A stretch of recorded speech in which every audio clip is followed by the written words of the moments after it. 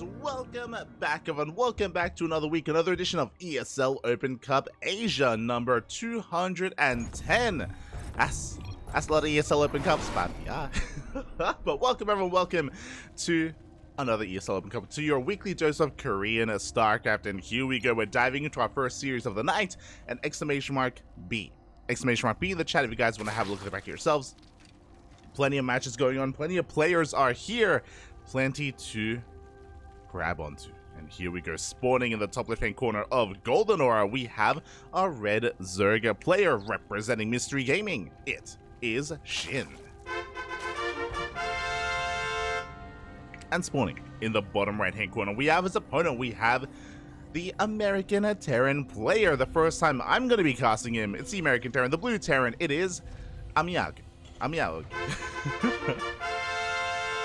Amiaoghg? Yeah. Amiaoghg? Amiaoghg. I'll stick with that. Ami even. And here we go. We're diving into our first series of the night. Again, a very stacked bracket. We got players from all around and plenty to delve into. But already we have SHIN going for a pool first. Interesting opener. It's going to be a very safe opener out of our Zerg player. Again, he's coming in blind, I'm sure, like I am. I'm not too familiar with Amiaoghg. I know he's from America. I know he's from the States. But I believe he's more of an amateur player, if I'm not mistaken. So yeah, I'm not really too sure what his style is going to be like. I'm ready to be introduced, and I'm sure SHIN is more than willing to be safe here as we go Reactor first. Oh my god. We're going Reactor first. This is looking like a one-base all-in here from Amiaoghg. Okay. You have my attention. Definitely. Do have my attention. Across the map, we do of course confirm the pool first. Lings are already out. Queen is on the way. We will shut this down. When it comes to this opener of SHIN, it is just a very safe opener. In case he was being cheesed or proxied specifically, he would be safe against it with faster queens, with faster lings. Now this does mean that the gas is going to be a little bit delayed. So tech wise, getting into the mid game, we're going to be a little bit late when it comes to ling speed. But overall, just a very safe way to play. Meanwhile, across the map, yep, one base all in. Straight up one base all in here from Amiaoghg. And yeah, we'll see how SHIN can piece this together. Now, the scout is going to be very important. The lings, they do dip in and they do confirm all three, right? Oh, they confirm every single rack. So we are fully aware of the all-in that's coming our way. If only these racks were thrown down a little bit further back, then they wouldn't have been scouted, but everything has been seen, and SHIN is fully aware of what's coming his way. He's fully aware of the 3 racks. Now, apparently, it isn't just going to be a 3 racks. We are actually making a factory behind this, so this could be a mass marine, and we could be pushing with some medevacs. Like the factory only being used to make a starport. That's what I imagine would occur here, as we have tech labs on the way for stim and combat shields. Now, the problem with this is that this is going to hit late. It's going to take a while for the upgrades to kick in. It's going to take a while for the medevacs to come out. There's a reason why this isn't really a build. Like, this one base all in just isn't really seen. We see proxy 3 racks. Like, proxy 3 racks is definitely a thing. And the reason why proxy 3 racks can work is because of the speed. Like, you have to get across the map as quickly as possible. Right now, you're giving SHIN so much time. SHIN, he has so much time to drone, to respond, to throw down a third base. Doesn't have to like overreact here. He knows that it's going to take a while for this to come out. He has an overlord spotting as well for the move out. Lings are moving out as well, just to make sure we get eyes on any kind of, again, aggression. And I assumed that this would be a factory just for the starport. No, we have a tech lab on the way alongside an eBay for +1. So again, like, this is all just taking so long. We're unfortunately supply block for a moment. Lings, they dip in, they confirm the factory as well. Oh my god, we see everything once again with these lings. The factory also a little bit too close to this wall, so we see everything that the Terran is up to. And SHIN, upon seeing this factory, should be feeling pretty good about droning. This also confirms that this push is delayed because we're waiting for a tank. So SHIN, he can just drone up, get into ling speed. Baliness is on the way. We can drone up to under 3 base saturation, I would say, like maybe like 50 workers max. But from there, we can just focus on Ling Bane production, and we can amass an army. And again, we are given so much time to do so. Meanwhile, back at home, starport is finally on the way, and this starport should be for medevacs to eventually push to sustain this army to afford these stims. Stim is going to be done. We're going to have 1 tank with this, and again, because we're on 1 base economy, we don't really have the economy to sustain like just proper production here. Like, you can see that a couple of marines aren't really doing anything. We have to save resources for the medevacs as well, as they will be on the way. And here we go. Amiaoghg is pushing. Okay. Interesting. Just pause string for the time being. No, we're going to be committing here as we do move out. The Overlord, of course, does spot the move out as well. Lings do confirm. And now we're amassing lane main. We have jumped up to 48. We have a lair on the way here at the third base location. We do have just a massive amount of Lings and Banelings in production here, waiting to receive this army. +1 attack is halfway done. The starport has completed. We do need some medevacs to sustain this. I mean, I say that. Medevacs would help when it comes to evacuating. I see a surround in the near future, and without medevacs, this army is going to get swallowed up. Oh boy. Here we go. Amiaoghg is going to be pushing through the right-hand side, moving through this creep. And SHIN, he is ready here with his queens. How much do we have here? We have 23 Marines. We have 2 tanks as well. Bathing say 1 lane. The splits are not there. Fafi, as we connect, we clean up the army. We clean up the tank as well. And with that, we barely have anything left back at home. Medevac is on the way to support a handful of Marines, and SHIN from here can go for a Bane bust. He can make some Banelings offensively, and he can bust up the ramp. Like, the scary moments for this game has concluded.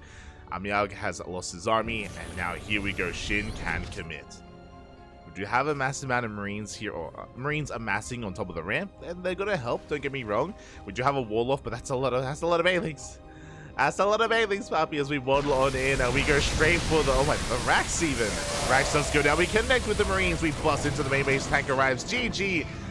Oh no. No. Not like this. GG gets called, and SHIN will take game number 1. GG. And I mentioned that Amiaoghg is more of an amateur player, and I appreciate the build nonetheless. I do appreciate that, again, recognizing that SHIN is a stronger player, we go for an all-in, right? The plan is to be hyper-aggressive. Makes sense. The build itself was a little bit lacking. A build like that, like a one-base all-in, can work a lot better in a TVP, for example, against Protoss, maybe even against Terran, maybe. But here against Zerg, usually if you're going for an all-in like this, like, it typically does have to be proxied. You do have to, again, like, time is working against you, and you got to get across the map as quickly as possible. Oh, as we have game number 2 here, we're going to be loading into Radisson Station. Oh my, I'm ready. I am ready for it. Okay, so we have the polar opposite here. Golden Aura has a short rush distance by ground. Radisson Station, longest rush distance by ground. A very large map here, and this leads to longer games. You can cut corners, you can be hyper greedy.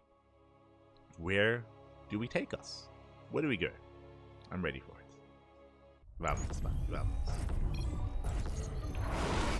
As spawning in the bottom left-hand corner of Radisson Station, we have our red Zerg player.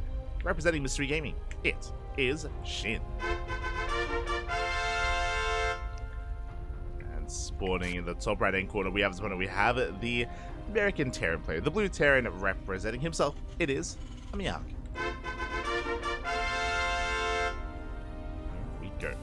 Now again, I wasn't too opposed to the idea of being hyper aggressive in game number 1. The overall idea of being aggressive, but oh shit, he's gonna be having some fun. That is a drone moving out across the map, and we are looking for the gold. Oh my, where are we going? No, we are moving on even further. We're going for a proxy hatchery here, either in the natural or outside the bases of the Terran. SHIN looking to turn the tables on his opponent and be hyper aggressive himself, and we'll see how Amiaoghg does open up and how he responds. How he does respond, we shall see. As again, typically on a map like this, greed is favored. The reason why I say this, talking about Radisson Station, we rarely. This is probably the only time we're gonna cast this map in the entire night of StarCraft. Like, we're casting ESL Asia, and we're casting Master Coliseum after this. Not gonna lie, we're probably not gonna see this map again, so very quickly. We have our natural base, we have a pocket base as well, so we have a free third, and this fourth base is very defendable. So typically greed is favored on a map like Radisson Station, but SHIN turning that on its head and going for the proxy across the map. And once again, 2 games in a row, we have Amiaoghg going for the reactor first. Now, specifically based on what's happening here, and based on the double gas, we're going into roaches. This looks like a roach rush out of Amiaoghg. Out of SHIN. I'm not opposed to one-base play out of Amiaoghg, but he's going for a Rax expand, which is okay, it's fine, but he's not scouting is the problem. There's no SCV scout. Because there's no SCV scout, because it's reactor, not Reaper first, because this does, and we should be going into Marines from here, I imagine, like last game.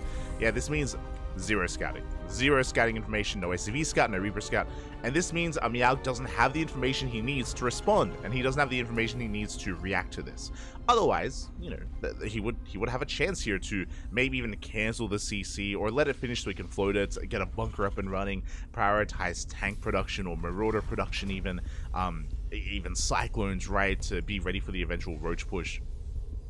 Unfortunately, Amiaoghg doesn't have the information he needs to identify what's happening to react in time. So everything is going well here for SHIN. Everything is looking strong for him as we do have 5 roaches in production. Going to be moving across the map. Likewise with this proxy hatchery, we can spread creep and we can make roaches in the face of our opponent. CC is so close to finishing and it may be able to finish, but I think that's probably going to be a good thing here for SHIN, as he does get on top of the SCV and it will finish. Oh! With this, the CC can lift, it can float up into the main base, we can save it. Ravagers are in production. And here comes SHIN looking to knock down that front door, looking to break in. Marines are going to get picked up. And there's just not much up here, unfortunately. There's no bunker, there are only a handful of Marines. We went Tech Lab on the factory instead of a straight up Cyclone. And again, a big reason for this is just because we didn't know. We just didn't know what was happening, we didn't know what was going on. That's why this looks so powerful, that's why SHIN is getting out of control here. As the Marines go down and we waddle into the main base, there's just nothing here to stop us. Boys are being pulled. The other biles! Oh my god, massive biles here on the SCVs. And with that, SHIN, he breaks everything here. There's barely anything remaining. There's 1 Marine, there's a handful of SCVs. And SHIN is going to be running away with this here. The biles is going to be focusing on the factory. There is a tank on the way. And the factory isn't going to come out in time. It will barely, but GG gets called, and SHIN will take the series 2-0, advancing on to the next round. GG. GG, well played. SHIN, of course, playing well, but a big shout out to Amiaoghg. Again, he is more of an amateur player, right? He's, you know, one of us. He's part of the community. He's not a pro gamer whatsoever.